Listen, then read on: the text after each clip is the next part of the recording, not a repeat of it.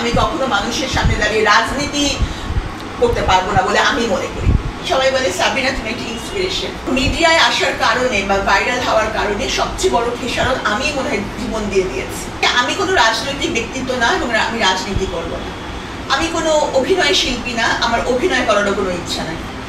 আমি আমার কোনো ভিউ বাণিজ্য করি না এবং আপনারা সকলেই জানেন গণমাধ্যম কর্মীরা, আমি কোনো সাক্ষাৎকারের জন্য কারো কাছ থেকে কোনো টাকা দাবি করি না।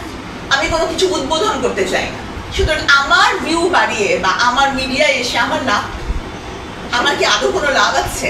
বরং মিডিয়ায় আসার কারণে বা ভাইরাল হওয়ার কারণে সবচেয়ে বড় খেসারত আমি মনে হয় জীবন দিয়ে দিয়েছি। তো তবে আমি বলবো যে আমি একটা জিনিস আমি মানুষের কাছাকাছি পৌঁছাতে পেরেছি।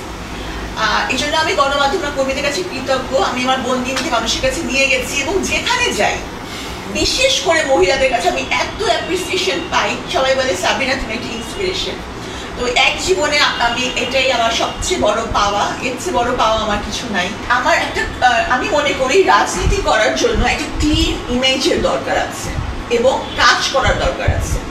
এখন আমি যেটা ফাইট করছি আমার ইমেজটা যদি ক্লিন হয়, কিছু সমালোচনা তো প্রত্যেকটা মানুষের থাকে, সে ব্যক্তি আলোচিত যে সমালোচিত, তাই না? একদম সমালোচনা ছাড়া ঊর্ধ্বে কিন্তু কেউই নাই। তারপরেও যেহেতু আমি যতক্ষণ না পর্যন্ত আমাকে ইনোসেন্ট প্রুফ করতে না পারবো আমি কখনো মানুষের সামনে দাঁড়িয়ে রাজনীতি করতে পারবো না বলে আমি মনে করি। হ্যাঁ, আমাকে সেই যোগ্যতাটা অর্জন করতে হবে। আরেকটা অর্জন করতে হবে, সেটা হচ্ছে যে কাজ করা।